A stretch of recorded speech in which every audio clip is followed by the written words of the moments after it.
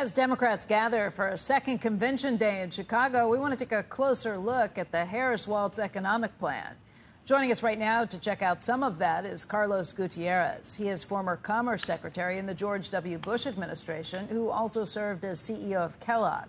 He is now the co-founder and CEO of Empath and a CNBC contributor. And Carlos, thank you very much for being with us this morning. Thank you. I mean, this is an issue that we have talked about over the years when you start looking at some of these new proposals that the vice president has rolled out, taking a look at gouging and price controls when it comes to food companies. As the former CEO of Kellogg, what do you think of these policies? Well, I thought we would have learned by now that price controls do not work. They actually have the opposing effect, which is that they create more inflation, they create shortages, they create a black market. Price gouging is a concept that is very hard to enforce. It almost relies on intimidation, on rhetoric, unless you're going to have an army of people auditing retail stores, auditing online retail. But it's just, it is just rhetoric. I don't believe that they will get price controls through. If they get gouging, maybe they can go out and jail some people who are selling umbrellas for $50 during a rainstorm. But it is an abstract concept and very hard to enforce. And I think, if anything, it will create some intimidation that we shouldn't be raising prices, but it's not sound policy. And I'm just very surprised. It seems like they have momentum. Harris-Walz, they have momentum. They've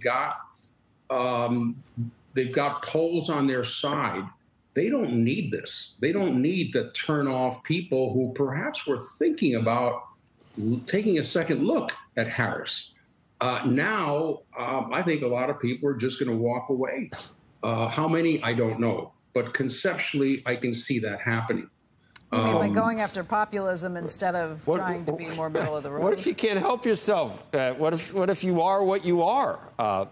Secretary? I mean, it's funny that you're saying does everyone have to be kind of a sociopath and only say what's in their best interest to get elected? What if she truly believes that this is what needs to be done? And if you look, the record that we have for a lot of the comments she's made in the past, many of them now are, oh, no, she doesn't want to, get rid of, private insurance. No, she doesn't want to ban fracking. No, she doesn't want to get rid of ICE. No, she doesn't want to, confiscate everybody's guns.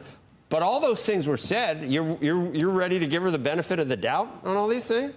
No, I didn't say that. I think you're making a good point, Joe. Some people are left-wing. Yeah, and they believe it, and they believe in, they believe that billionaires and millionaires and CEOs are the enemies of this economy. And, look at the math. It's 80% of the people who work in the U.S. work for business. So they're just hurting the economy. It's very interesting, hypocritical that we want to compete against the world. We want to compete and beat China, yet we are holding back our companies, not just with this, let's just say they do put on price controls. Try to get a merger across the FTC. It'll take months and months and months. In the meantime, your competitors are getting stronger. Business is not the enemy, but it's an easy target. And that is what, makes me think twice. Carlos, let me read you from the Wall Street Journal today. Probably some of the reason that people are feeling this way, and maybe the reason that Harris is putting this up.